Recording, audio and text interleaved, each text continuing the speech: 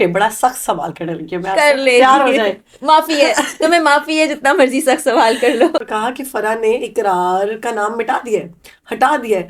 और जब कोई चला जाए तो जिंदगी रुकती तो नहीं है, वो वक्त वापस लौट के नहीं आएगा।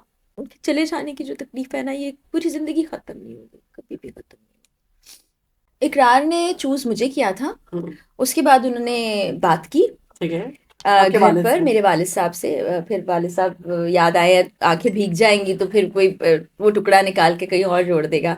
तो वालिद साहब से पहले बात की, मुझसे बाद में बात की गई। और ओके। जब बात की गई तो ये 12 में इंटरव्यूज में बता चुकी हूँ कि मैंने मना कर दिया था। अच्छा। जी। और उसके बाद फिर सब मिलकर मुझे कन्विंस किया गया। वालिद साहब। वालिद ने भी बात की, इकरार ने खुद भी बात की।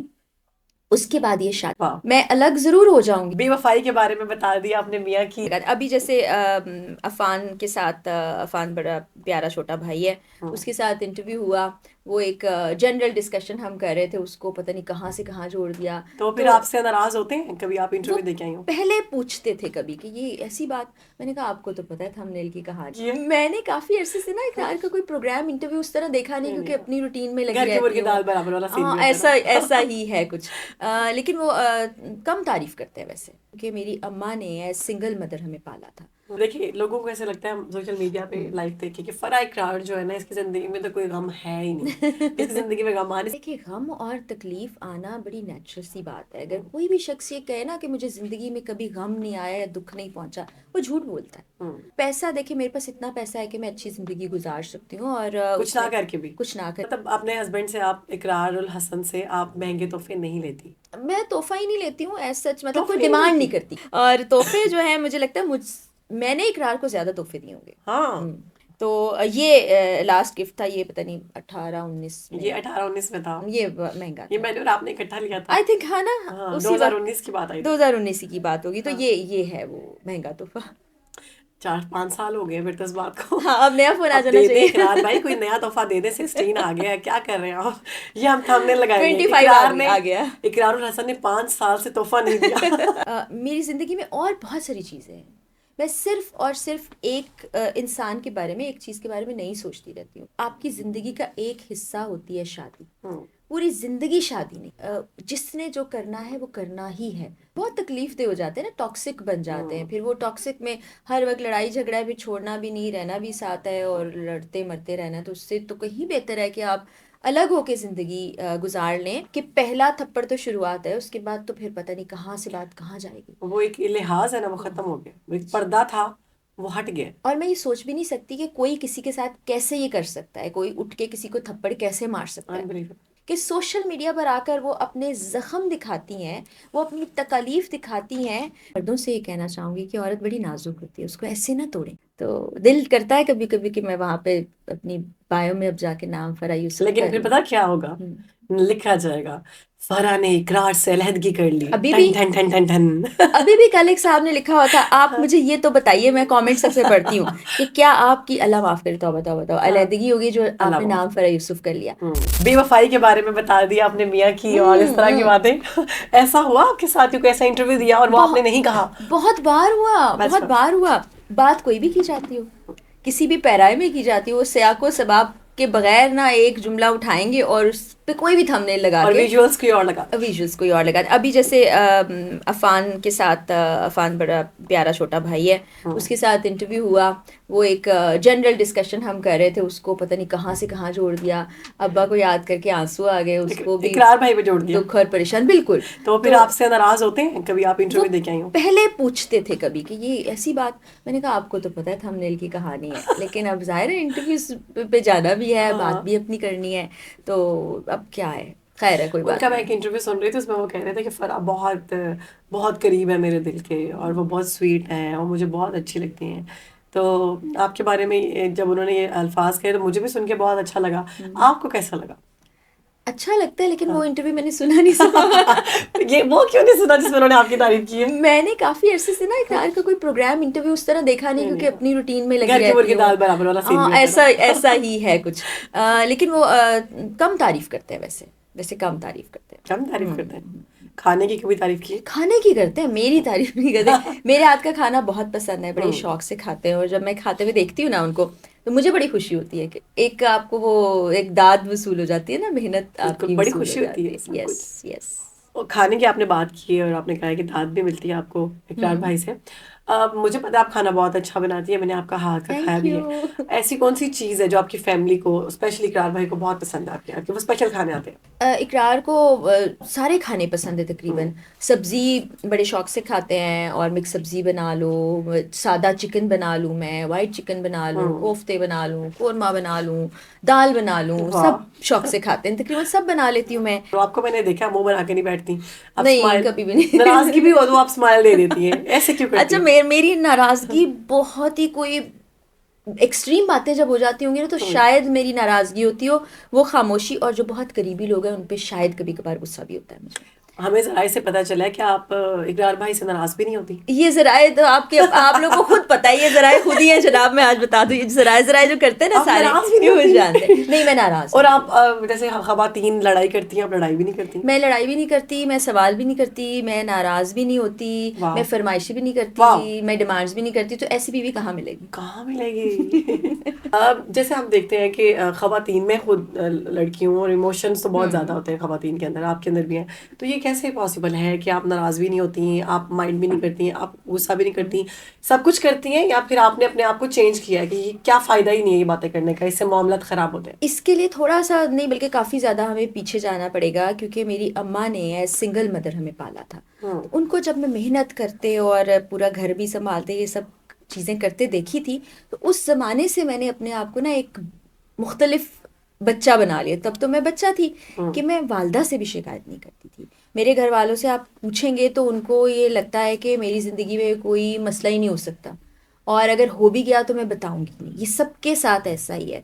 तो वो मैं अपने तक रखती, ज़्यादातर जो चीज़ें होती हैं अपने तक रखती हूँ, और उसको खुद से रिजॉल्व करने की कोशिश करती हूँ, अल्लाह से दुआ करती हूँ, और वो हो भी जाता है। हम्म। बाकी गुस्से पे कंट्रोल, फीलिंग्स पर कंट्रोल, किसी ऐसे तवक्को ना लगाना, रब के ज़्यादा करीब होना, ये मैंने वक्त के साथ साथ तजुर्बात से और दुनिया से इर्द गिर्द से सीखा है। Very nice. ये आप सीख लेते हैं वक्त के साथ साथ, क्योंकि जितना ज़्यादा आप डिपेंडेंस रखेंगे किसी और पर, उतना ज़्यादा आपके लिए मुश्किल हो जाएगा। ये और तो मैं ये तो हाँ, मैं दीन भी कहता ना कि उम्मीदें ना वाबस्ता करें हाँ, किसी से और भी। ये बड़ा नेचुरल बात है हाँ। कि अब मैं सोचूं कि बानो ने ऐसा करना है और वो ना हो तो फिर मुझे बुरा लग हर्ट हर्ट जाएगा, हो और अगर मैं जाते हैं। ये ना सोचूं कि बानो ने कुछ करना ही नहीं और बानो करे तो फिर मुझे कितनी तो खुशी बस, होगी। वाह, तो बहुत अच्छी ये मिसाल दी। स्ट्रैटेजी है मेरी, और मुझे बड़ा फायदा भी पहुंचता है इससे, और इसलिए मैं आप लोगों को ऐसे नजर आती हूँ कि हर वक्त एक खुश। खुश, अंदर से मुतमईन। लेकिन देखिए, लोगों को ऐसे लगता है सोशल मीडिया पे हम्म। लाइफ देख के कि फराह इकरार जो है ना, इसकी जिंदगी में तो कोई गम है ही नहीं, इसकी जिंदगी में गम आ नहीं सकता, पैसा इसके पास बहुत है। हम्म। क्योंकि इकरार के पास बहुत पैसा है, फिर फराह इकरार खुद बहुत पैसे कमाती है माशाल्लाह, यूट्यूब से, और जो आपकी डिफरेंट डिफरेंट इनकम्स हैं, अल्लाह उसमें मजीद इजाफा आमीन करे। आमीन आमीन सुमा तो आमीन। ऐसा कितना गलत है ये कि गम नहीं आता और तकलीफ नहीं होती और बुरा नहीं लगता? देखिए, गम और तकलीफ आना बड़ी नेचुरल सी बात है। अगर कोई भी शख्स ये कहे ना कि मुझे जिंदगी में कभी गम नहीं आया या दुख नहीं पहुंचा, वो झूठ बोलता है। हम्म। आपको बिल्कुल गम और दुख, हाँ ये ज़रूर है कि ज़रूरी नहीं है कि सिर्फ पार्टनर से ही आपको गम और दुख मिले, बहुत से और सिर्फ और लोग पैसा होते खुशी हैं। नहीं होती, पैसा, देखिए मेरे पास इतना पैसा है कि मैं अच्छी ज़िंदगी गुजार सकती हूँ, और कुछ ना उसमें करके भी। कुछ ना करके भी। और मेरे शौहर जो हैं अभी, चूंकि जब मैं कोई काम नहीं कर रही हूँ तो सारी की सारी मेरी जो है वो क्या जिम्मेदारी। कहते हैं जिम्मेदारी उन पर है। लेकिन जब मैं काम कर रही हूँ तो मुझे ये अच्छा भी नहीं लगता कि मैं उनसे लूँ, और मैं बड़ा फाइनेंशियल बैलेंस पे यकीन रखती हूँ, और मैं कभी ना कभी, आप देखते होंगे कि कुछ ना कुछ काम करती रहती हूँ, तो मुझे फारिग बैठना बिल्कुल अच्छा नहीं लगता। महंगे तोहफे देती हैं? तो फिर नहीं, मैं कभी मांगती ही नहीं हूँ। लेकिन आप महंगे तोहफे देती हैं दोस्तों को। दोस्त है ना, दोस्त तो बड़े करीब है, दोस्त भी देते हैं, दोस्त दोस्त हाँ। तो खुद एक तोहफा है। एक मुझे अल्लाह का हमारे बड़ा हमारे कीमती एक दोस्त तोहफा। थे, तो बड़े अच्छे दोस्त हैं अभी भी। तो उन्होंने एक चीज़ रखी हुई थी, तो मुझे, मैंने कहा कहाँ से लिया आपने? उन्होंने कहा मेरी बेस्ट फ्रेंड ने दी है ना। हम्म। तो मैंने उनसे कहा अच्छा, मैंने कहा ऐसी बेस्ट फ्रेंड मुझे भी चाहिए। वो बाद में पता चला कि आपने वो चीज़ गिफ्ट की थी उनको। तो मेरे दोस्त भी बड़े बड़े अच्छे अच्छे तोहफे देते हैं, बड़े बहुत सी ऐसी चीज़ें, परफ्यूम्स जो हैं मुझे कभी खरीदना नहीं पड़ते, गिफ्ट मिल जाते हैं। और अब तो बहुत सी मेरी फ्रेंड्स हैं जिन्होंने कॉस्मेटिक ब्रांड, स्किन केयर, वो सारी आ कपड़े, जाती है सब आ प्रमोशंस में। जाती है। यस। उसका एक फायदा होता है कि एक फरा को गिफ्ट भेज दो, ऊपर से फरा से प्रमोशन ले लो। तो अब मतलब अपने हस्बैंड से आप, इकरार उल हसन से आप महंगे तोहफे नहीं लेती? मैं तोहफा ही नहीं लेती हूँ एज सच, मतलब कोई तोहफे नहीं डिमांड लेती? नहीं करती। अगर वो लेके आ खुद जाए से तो नहीं जाहिर कहती कि है। मुझे ये लेके दो, मुझे डायमंड रिंग चाहिए, मुझे नहीं नहीं नहीं गोल्ड नहीं का नहीं, सेट मुझे चाहिए, मुझे कहीं प्लॉट कुछ चाहिए? पहना हुआ आपको दिखाई नहीं दे रहा, ना हाथों में ना हाँ, कानों वाई में। वाई सो सिंपलिसिटी। आदत ही नहीं है, शौक ही नहीं। घड़ी कभी कभार पहन लेती हूँ, और रिंग्स भी नहीं गोल्ड पहनती का आप? नहीं, गोल्ड का, डायमंड का, ज्वेलरी का मुझे शौक ही नहीं है। और उसके अलावा कपड़े जिस तरह के मैंने नॉर्मल कैजुअल पहनने होते हैं वो बड़े मुनासिब पैसों में मिल जाते हैं, सेल में जाके मैं खरीदारी कर लेती हूँ। कोई, बहुत अच्छे कपड़े पहनती हैं आप, तो माशाल्लाह। वो ज़्यादातर सेल्स में लेती हूँ, मैं नहीं, किफ़ायतशार हूँ। वाह। और तोहफे जो है, मुझे लगता है मैंने इकरार को ज़्यादा तोहफे दिए होंगे। हाँ। हम्म, मैंने उनको ज़्यादा तोहफे दिए होंगे। कभी बाहर गए होते हैं तो पूछते हैं क्या चाहिए, मैं कहती हूँ कुछ भी नहीं चाहिए, मर्जी से आप कुछ लाना चाहते हैं तो ले आइए। कोई महंगा तोहफा उन्होंने दिया आपको? सबसे महंगा तोहफा क्या दिया होगा, ये वाला फ़ोन, अच्छा। ये 11, प्रो मैक्स। 11 प्रो है, मैक्स हाँ। पता नहीं है या नहीं, नहीं हाँ, प्रो है ये। तो ये लास्ट गिफ्ट था, ये पता नहीं 18-19 ये में। 18-19 में था? ये महंगा ये था, मैंने और आपने इकट्ठा लिया था? आई थिंक, हाँ ना। हाँ, उसी वक्त 2019 की बात आई थी। 2019 की बात होगी, तो हाँ, ये है वो महंगा तोहफा। 4-5 साल हो गए फिर तो इस बात को। हाँ, अब नया फोन आ अब जाना दे दे इकरार चाहिए। भाई, कोई नया तोहफा दे दे, 16 आ गया है, क्या कर रहे हैं आप? ये हम थंबनेल लगाएंगे, 25 इकरार ने, आ गया। इकरारुल हसन ने 5 साल से तोहफा नहीं दिया। सही है, अब तो 16 आ गए। असल में ये चीजें बताती हैं कि आप कितनी मुतमईन हैं हम्म। चीजों से या पैसों से। खुशी या फिर रिश्ते मजबूत नहीं होते। तो क्या समझती हैं, आपकी शादी और आपकी मैरिड हम्म। लाइफ को मजबूत आपने इतने तरीके से, अच्छे तरीके से रखा हुआ है, आप लोगों का रिलेशन बहुत अच्छा है माशाल्लाह, मिसाल लोग देते हैं।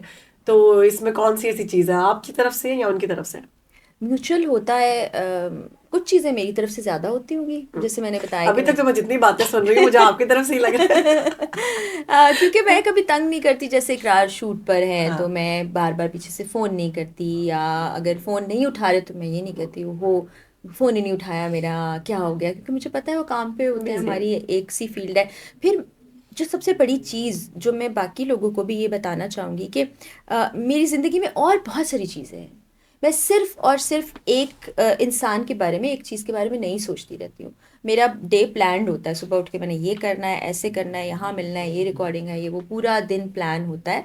और आपकी ज़िंदगी का एक हिस्सा होती है शादी। हम्म। पूरी ज़िंदगी शादी नहीं होती। वाह। जब आप सोच लो ना, पूरी ज़िंदगी शादी और मियाँ है, प्यार है, जज्बात हैं, घर है, सब कुछ है, सबसे इम्पोर्टेंट भी है, लेकिन फिर वहाँ पे खराबी हो जाती है, फिर लड़ाई झगड़े भी करने लग जाती हैं बीवियाँ, फिर वो पकड़ के रखने वाला काम भी शुरू हो जाता है। लेकिन कोई इंसान ना, अगर आप उस पर इस तरह से पाबंदी लगा दो या उस पर नज़र रखना शुरू कर दो, बहुत रोक टोक, ज्यादा आप नजर रखो, हाँ, मियाँ बीवी जो एक दूसरे पे बहुत ज्यादा स्पेस रखते भी हैं। ख़त्म कर दो, तब भी जिसने जो करना है वो करना ही है, चाहे वो मैं हूँ, चाहे तुम हो, या कोई और भी है। तो इसलिए लिव एंड लेट लिव वाली मेरी पॉलिसी है। जहाँ मुझे फ़र्क पड़ेगा, यानी मेरा मेंटल पीस ख़राब हो रहा है, मेरी रूटीन, मेरी ज़िंदगी ख़राब हो रही है, वहाँ मैं ज़रूर सोचूंगी किसी के भी बारे में। वरना कोई मुझे तंग नहीं करता तो मुझे क्या ज़रूरत है कुछ ऐसा सोचने या करने वेरी की। नाइस। बहुत अच्छी बात की आपने, और जो लोग आपको फॉलो करते हैं, मैं चाहूंगी कि मुझ जैसे लोग आपको इस तरह भी फॉलो करें, इन चीज़ों में भी फॉलो करें, बहुत ज़रूरी है। और एक चीज़ जो आपने बहुत अच्छी कही कि स्पेस, हम्म। मियाँ बीवी, फ्रेंड्स, हर रिश्ते में स्पेस की बहुत चाहिए ज़रूरत है। होती है। मतलब ये नहीं कि आप हम्म। 24/7 अब सर पे बैठे हुए हैं, यस।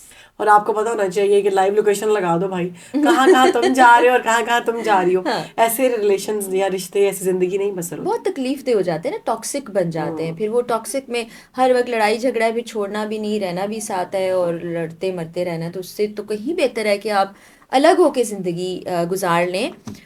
कई लोग होते हैं जो ये शिकायतें भी करते रहते हैं, बड़ी टॉक्सिक है हमारी बेगम या हमारा शौहर, अब्यूजिव रिलेशनशिप्स हैं। एब्यूजिव भी है, या और बहुत सी ऐसी चीज़ें जो आपको इंतहाई नापसंद है। तो नबी पाक सल्लल्लाहु अलैहि वसल्लम के पास एक खातून आई थी, उन्होंने नबी पाक से ये फरमाया, सॉरी दोबारा करें, उन्होंने नबी पाक सल्लल्लाहु अलैहि वसल्लम से कहा कि मुझे अपना अपना शौहर जो है उसका चेहरा पसंद नहीं है। ओह। तो उन्होंने कहा उससे तुम अलग हो सकती हो। हाँ। तो हमारा दीन ये हमारा इतना दीन है। खूबसूरत है, इतना खूबसूरत है, वो ये नहीं कहता कि एक दूसरे से बंध के रह जाओ और हर रोज रात में जूते चल रहे हो, तो जो यहाँ पे लोग कहते लड़ हैं रहे हो। हमारे मुआशरे में कहते हैं कि मार पड़ गई चपेट पड़ गई तो क्या हुआ, उफ उफ। एक और थप्पड़ खा लो उसके बाद सेट हो जाएगा। मैं इस चीज के इतना खिलाफ हूँ मानो, इतना खिलाफ हूँ कि पहला थप्पड़ तो शुरुआत है, उसके बाद तो फिर पता नहीं कहाँ से बात कहाँ जाएगी। वो एक लिहाज है ना, वो खत्म हो गया, वो एक पर्दा था वो हट गया। और मैं ये सोच भी नहीं सकती कि कोई किसी के साथ कैसे ये कर सकता है, कोई उठ के किसी को थप्पड़ कैसे मार सकता है। अनबिलीवेबल। छोटे थे तो बहन भाई आपस में लड़ते थे, एक दूसरे को कुट भी लगाते फिर थे। भी थप्पड़ों वाला सीन नहीं ये होता क्या था। तरीका है। मैं खवातीन को जब देखती हूँ, अल्लाह ताला हर बच्ची को, लड़की को, खातून को महफूज रखे, आमीन। कि सोशल मीडिया पर आकर वो अपने जख्म दिखाती हैं, वो अपनी तकालीफ दिखाती हैं, वो अपनी चोटें दिखाती हैं। बहुत पेनफुल। किस दिल से वो करती होंगी और कितना मजबूर होके वो करती कितनी होंगी। बेबस होंगी। क्यों बर्दाश्त करते हो ये सब कुछ? क्यों अपनी जिंदगी बर्बाद करने पे, अपना पीस खराब करने पे, अपनी जात को तबाह करने पे तुले हो? क्यों? स्टार्ट में हम देखते हैं कि लोग कहते हैं कि ठीक है मैं इसके साथ, अच्छा हमने देखा है जितनी भी खवातीन है, मीडिया की खवातीन भी हैं, जब उनको इस तरह का जख्मों के साथ वो सामने आई हैं, पिक्चर्स तस्वीरें लेके, तो तभी वो सामने आई हैं जब बात सर से ऊपर गुजर गई। उससे पहले उन्होंने बर्दाश्त किया है जितना वो कर सकती थी खवातीन। औरत जो है ना, उसमें अल्लाह ताला ने ये बड़ी खासियत रखी है, खासतौर पे हमारी मशरकी औरतें, कि वो बहुत कुछ बर्दाश्त करती हैं। वो चाहती हैं कि हमारा घर बसा रहे, और उसके पीछे बहुत से फैक्टर्स होते हैं। बड़ी कुर्बानियाँ भी देती हैं, बड़ी हिम्मत भी करती हैं। और मैं सलूट पेश करना चाहूँगी उन खवातीन को जो अपना घर, सबको जो घर चला रही हैं, बसा रही हैं, बच्चों के लिए। बच्चों के लिए, कभी कभी अपने माँ बाप के लिए, कभी कभी सोसाइटी के प्रेशर को एग्जैक्टली। बर्दाश्त करने के लिए। लेकिन दूसरी तरफ मर्दों से ये कहना चाहूँगी कि औरत बड़ी नाजुक होती है, उसको ऐसे ना तोड़ें। वो तो एक जुमले से टूट जाने वाली चीज़ है, आप उसके साथ क्या जुल्म करते हैं। और यहाँ माओ की रिस्पॉन्सिबिलिटी पर मैं फिर एक मर्तबा बात करूँगी, हमेशा करती हूँ, कि अपने बेटे को ज़रूर सिखाएं कि आपने एक लड़की को ट्रीट कैसे करना है, चाहे वो बहन है, चाहे वो माँ है, चाहे वो बीवी है, चाहे वो बेटी है। और बीवी सबसे ज़्यादा ज़रूरी, वो अपना घर बार सब छोड़ के आपके पास आती है और कभी शिकायत का कोई लफ्ज़ भी नहीं कहती है, आपका साथ निभाती है, तो उसके साथ ये ना करें प्लीज़। बिल्कुल ऐसे मत करें, प्यार मोहब्बत से रहे, और नहीं रह सकते तो अलग हो जाए अलग हो जाए। ओके, बड़ा सख्त सवाल कर लगी मैं कर आपसे, ले प्यार हो जाए। माफ़ी है, तुम्हें माफ़ी है, जितना मर्जी सख्त सवाल कर लो। कोई कोई जिंदगी में अभी फराह इकरार, फराह यूसुफ से लेके फराह इकरार और अभी अभी वाली जो हमारी बहन हमारे सामने बैठी हुई है, कोई ऐसा पॉइंट जिसको आप बदलना चाहें? बिल्कुल भी नहीं, बिल्कुल भी नहीं। मैं आज जो कुछ हूँ, जैसी नजर आती हूँ, जिंदगी में मेरी जो लर्निंग है वो इसी सफर में हुई है। मैं वापस जाके किसी चीज को चेंज करूंगी तो मैं ये नहीं होंगी, मैं पता नहीं क्या होंगी। तो मैं पता नहीं कुछ नहीं होना चाहती, मैं जो हूँ मैं वैसी ही होना चाहती हूँ। नया स्ट्रगल नहीं करना चाहती? नहीं, मैं क्यों, मैंने जिंदगी में जो कुछ किया मैं उसको ओन करती हूँ, चाहे वो ठीक हो, गलत हो, कोई गलती हो, तो उसको ओन करके जब आप ओन कर लेते हो तो फिर आप उसको दुरुस्त करने के उस पे पैटर्न पे आ जाते हो। तो वो करते करते, सीखते सीखते आप बेहतर इंसान बनते हो। तो अगर मैं मुड़ के पीछे देखूं 10 साल, तो 10 साल पहले मैं और सोच की मालिक थी, मैं और तरह की इंसान थी, आज मैं और तरह की इंसान हूँ। अगले 5 साल अगर जिंदा रहती हूँ, फिर पीछे मुड़ के देखूंगी तो परवरदिगार आपको लंबी जिंदगी अता आमीन फरमाए, सुम्मा सेहत के आमीन, साथ। आमीन सुम्मा आमीन। तो फिर मैंने और कुछ सीख लिया होगा, तो मैं क्यों अपनी जिंदगी को, अपनी चीजों को क्यों बदलूंगी? कभी भी नहीं, नेवर। जो हमारी दोस्ती हुई थी वो फराह यूसुफ से हुई थी, फिर फराह इकरार तक के सफर की कहानी हम उनसे जानते हैं। आज भी जैसे तुम कह रही हो फराह यूसुफ, तो बाकी सारे लोग भी इसी नाम से मुझे बुलाते हैं। फराह यूसुफ, बाकी लोगों के लिए आम तौर पे फिर फराह वो इकरार। फराह इकरार देखिए से दोनों आता है। नाम आपके लिए तो बहुत ज्यादा फख्र की बात है, आपके और वालिद का नाम भी। देखिए यूसुफ जो है मेरे वालिद, अल्लाह ताला उनको गरीक रहमत आमीन। करे, बाप से प्यारा रिश्ता कोई नहीं होता है।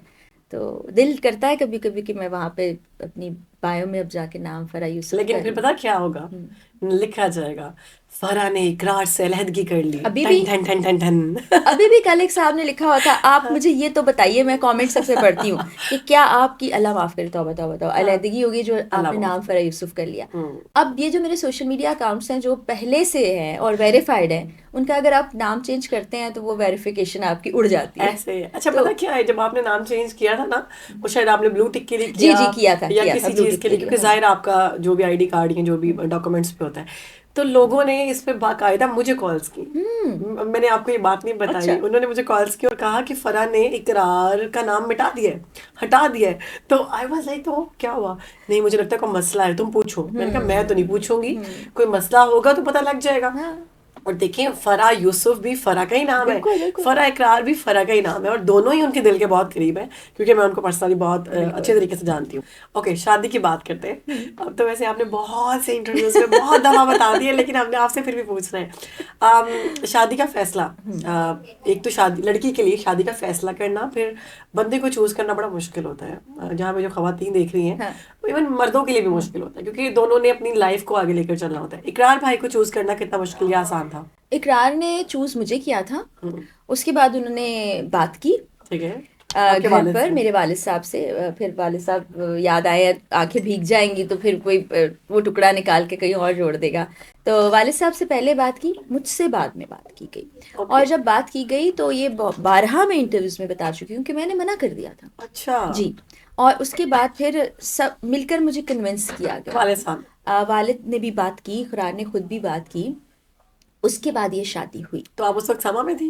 जब मेरी शादी हुई थी तो मैं लाहौर में थी। ओके, मैं सिटी 42 के साथ काम सिटी कर एट रही 10। थी, सिटी एट 10 कर रही थी। यस, यस हाँ। यस यस, मैं सब तब याद आपको है। देखती थी और मैं वाह, कहती थी कितनी प्यारी है, मैं इनकी बहुत बड़ी फैन हूँ। अभी भी मैं आपकी फैन हूँ वैसे। अब बहन हो अब तो। अब आप बहन बन गई हो ना, जी जी अब जी। ज्यादा बड़ा दर्जा मिल बड़ा गया रिश्ता हो है। गया लेकिन है। वो एक होता है ना हाँ। कि, लेकिन एक चीज आपके अंदर मैंने देखी है कि स्वीटनेस नहीं आप में खत्म होती। आप बहुत प्यारा बोलती हैं, कैसे कर लेती हैं इतना प्यारा बोल? मैं बहुत कोशिश करती हूँ कि मैं इतना स्वीट बोलूँ, आए। ठहर ठहर के बोलूँ।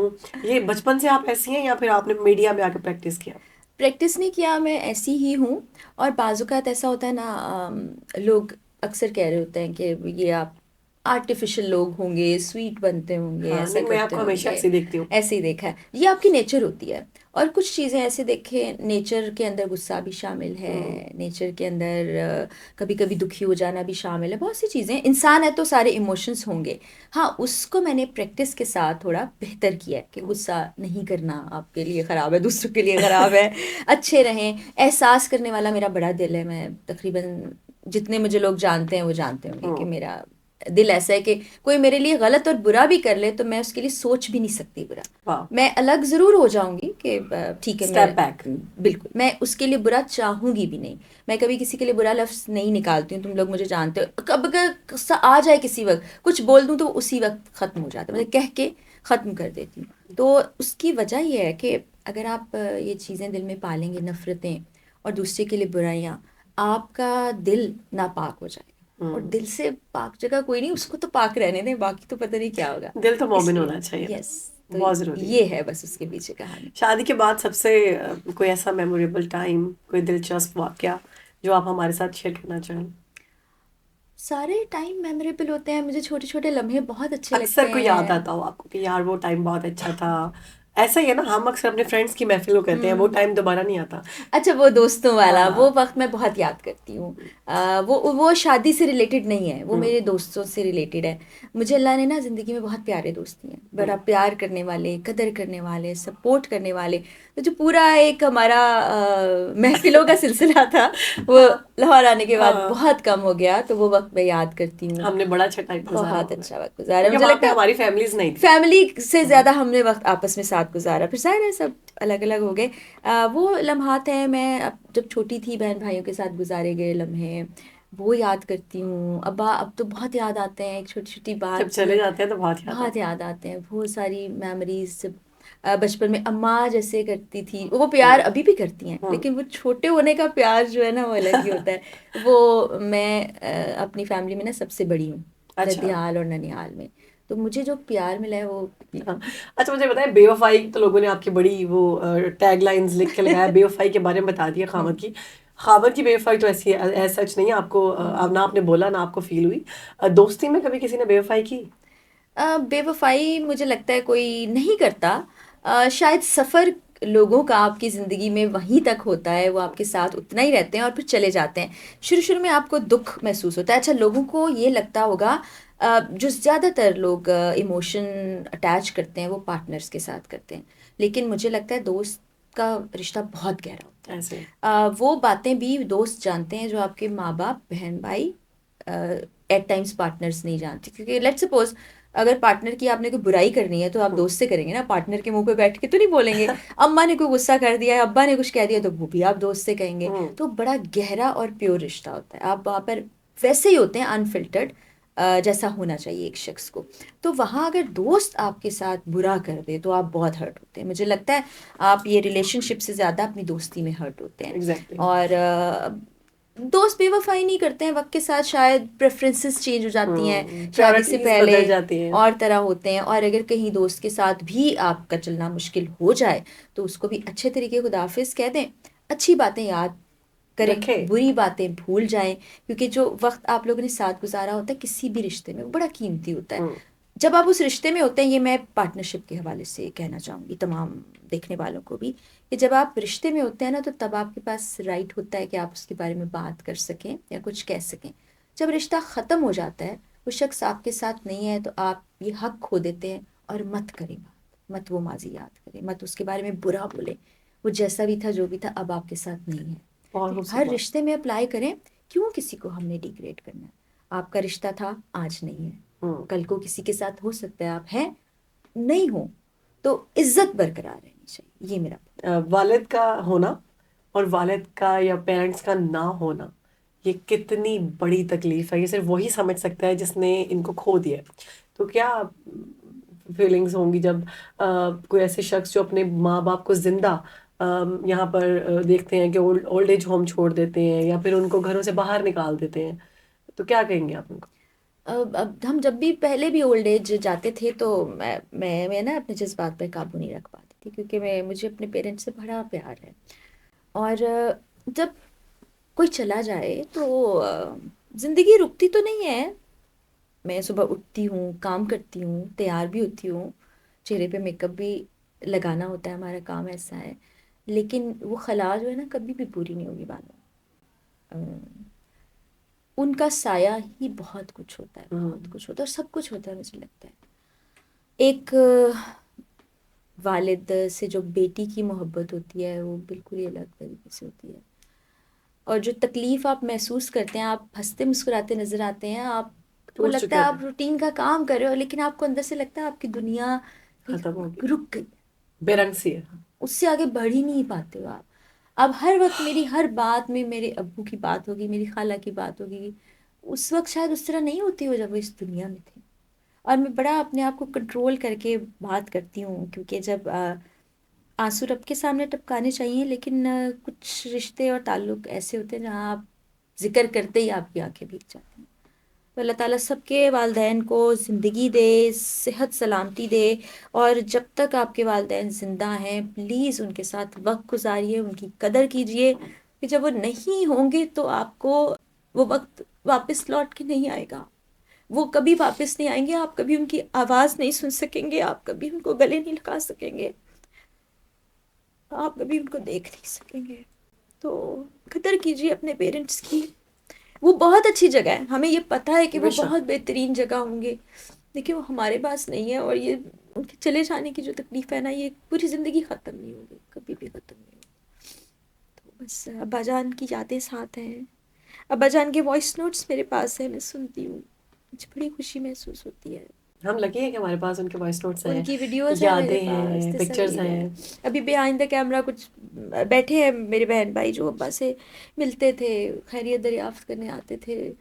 अब्बा बड़े जिंदा दिल थे, बच्चे से बहुत प्यार करते थे, शायरी से बहुत लगाव था, क्या क्या जिक्र करूं बानो, क्या क्या।